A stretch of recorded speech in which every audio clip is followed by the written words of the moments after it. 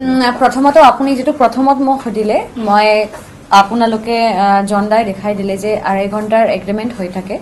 কিন্তু মই অকলে 2 ঘণ্টা 10-15 মিনিট পৰ প্ৰগ্ৰাম কৰিছো তো যদি এগ্ৰিমেন্ট 2.5 ঘণ্টাৰ হৈ থাকে আৰু মই অকলে 2 ঘণ্টা 10 মিনিট প্ৰগ্ৰাম কৰিছো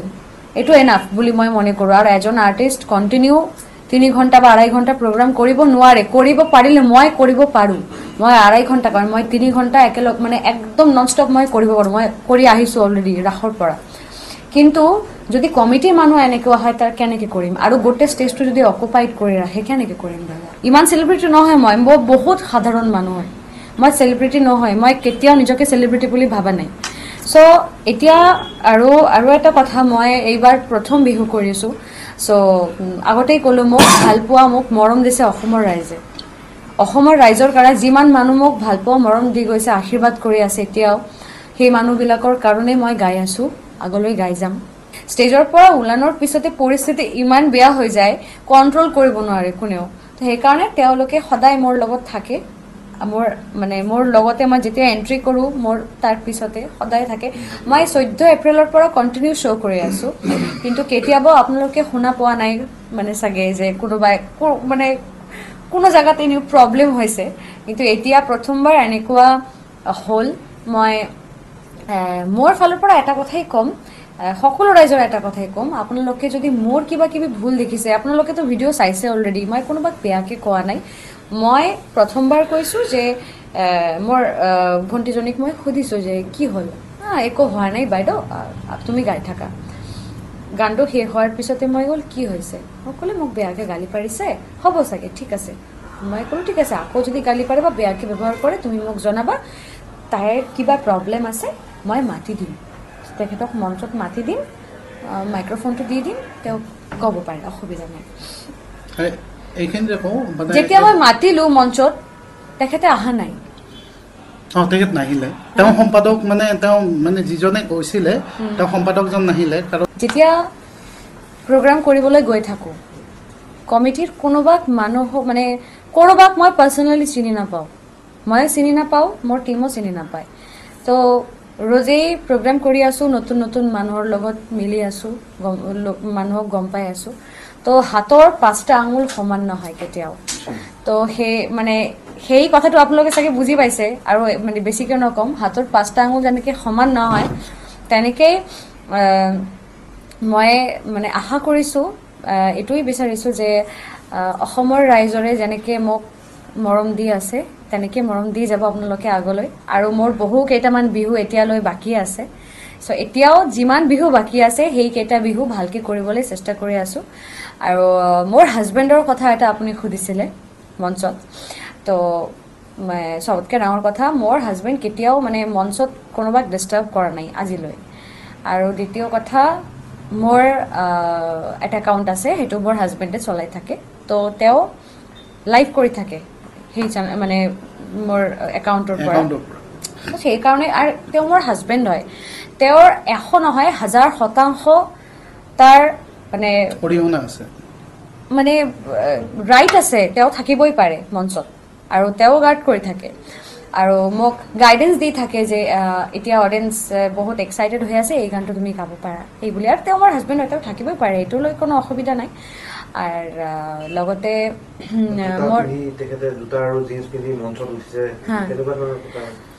দাদা একটা কথা বলি মানে এটা কথা ক'বলৈ আছে যে মই প্ৰথমত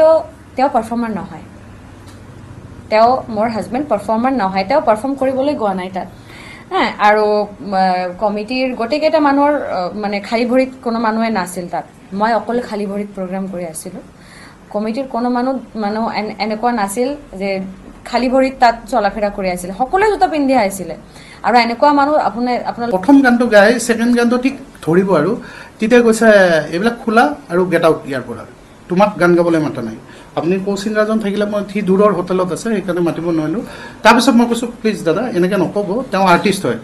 মানে তেওঁ নতুনকৈ আহিছে যদিও এনেকৈ নক'ব তাৰপিছত আমি উঠাই লৈ কিনে ঠিক আছে বন্ধ কৰা হ'ব তেওঁলোকে দুজনে তেওঁলোকক আমি মানে মৰ্মিতা বহিছিলে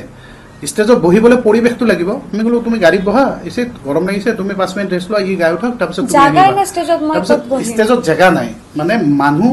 100-150 মানুহে চেলফি উঠিব আহে আৰু আমাৰ এই ভণ্টিকেইজনীয়ে যে কৈছে যে তেওঁলোকে বেয়া ব্যৱহাৰ কৰিছে তেওঁলোকে দুৰ্ব্যৱহাৰ আমি মই যেতিয়ালৈকে ইচ্ছা নকৰোঁ তেওঁলোকে দুৰ্ব্যৱহাৰ কাকো নকৰে আৰু কৰিও পোৱা নাই তেওঁলোকে এটা কথা আমি দুৰ্ব্যৱহাৰ কৰাৰ কাৰণে তেওঁলোকক ৰখা নাই আমি ছেফটিৰ কাৰণে ৰাখিছোঁ কাৰণ মৰ্মিতাক আগুৰি 10জন ল'ৰাই যদি চেলফি ল'ব আহে কোনোবাই যদি শালীনতা হানি কৰে তেতিয়া মই বাধা দিব নোৱাৰিব পাৰোঁ অকলে থাকিলে কিন্তু ছোৱালী দুজনীয়ে যেতিয়া গাৰ্ড দিব দুইজনে অলপ গাৰ্ড দিয়ে সিহঁতৰ ট্ৰেইনিং আছে সেই হিচাপত সেনেকৈ ৰাখি পেলাই গাৰ্ড দিয়াৰ কাৰণে ৰাখিছোঁ আমি সকলো জেগাতে আমি বাউন্সাৰ বুলি কয় কিবা বুলি কয় আমি সেইবিলাক নকওঁ তেওঁলোক প্ৰফেশ্যনেল হয় এই বাউন্সাৰটো হ'ল এইটো কোনো ক'ৰবাৰ পৰা আমি ধৰি আনি কিনে বা এইটো কোনো পশ্চিমীয়া সংস্কৃতি নহয় ইয়াত অতীজৰ পৰা চলি আছে আমি সুৰক্ষাটো কি তাৰমানে মই মৰ্মিতাৰ লগত এনি টাইম চাহটোৰ দৰে লাগিব নোৱাৰোঁ বা গিৰি মানে হাজবেণ্ডেও নোৱাৰে গম পাইছেনে কিছুমান কথাত তাৰমানে ছোৱালী কিছুমান কথা ক'ব লগা হয় তেওঁৰ কিবা এটা পাৰ্চনেল কথা থাকিলে ছোৱালীৰ কাৰণে তেওঁ কৈ পেলাই তেওঁ কমফৰ্ট হৈ পেলাই কমফৰ্ট জাৰ্ণি কৰাই আছোঁ আৰু ইয়াত মইতো একেলগে এটা হোটেলত শ্বেয়াৰ কৰি থাকোঁ ছোৱালী দুজনী একেলগে শ্বেয়াৰ কৰি থাকে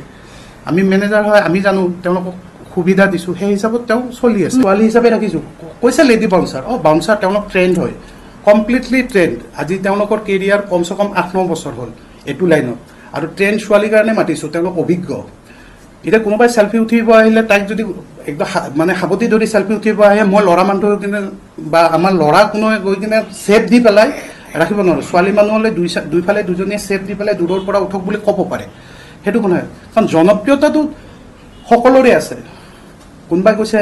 কিয় ল'ব লাগে বাউন্সাৰ কিবা আমাৰ সেইবিলাকত কোনো কথা নাই আমি আমাৰ কমফৰ্টেবলটো বিচাৰিছোঁ আমি কমফৰ্টেবলি চলি আছোঁ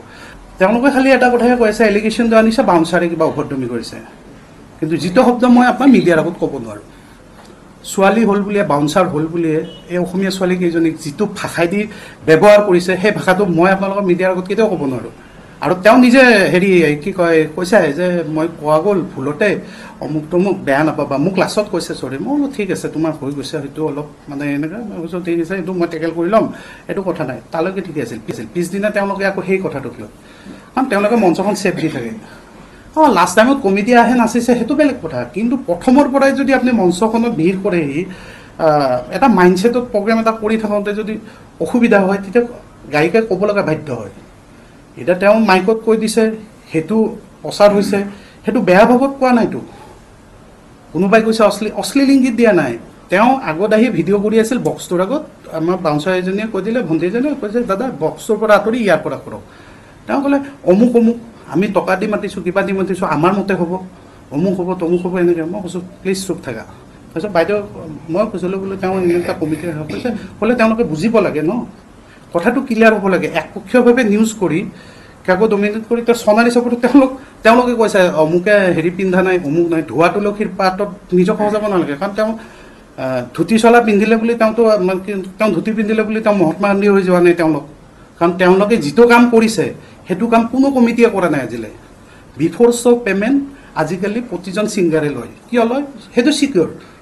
যোনটো তেখেতসকলে কৈছে আমি অভদ্ৰামি কৰিছোঁ আমি একো বেয়া ব্যৱহাৰ কৰা নাই তেখেতে কোনোবা এজন হাফ পেণ্ট পিন্ধি মোক গতিয়াই কিনে গৈছে তেতিয়া মই তেখেতক ক'ব গৈছোঁ যে দাদা আপুনি অলপ ছাইড হৈ যাওক আমাৰ মিউজিচিয়ানত ডিষ্টাৰ্ব হ'ব